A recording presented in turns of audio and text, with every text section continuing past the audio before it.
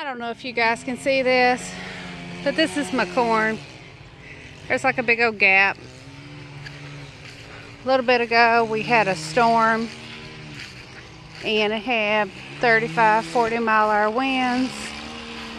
And I'm telling you, I don't know what happened to my corn, but it was beautiful. Absolutely beautiful.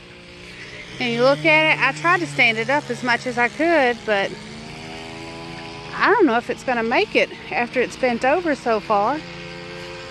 I guess it might. What do y'all suggest that I do to try to save this corn? I mean, I'm going to have plenty left, but can you see all up in there how it's all bent over?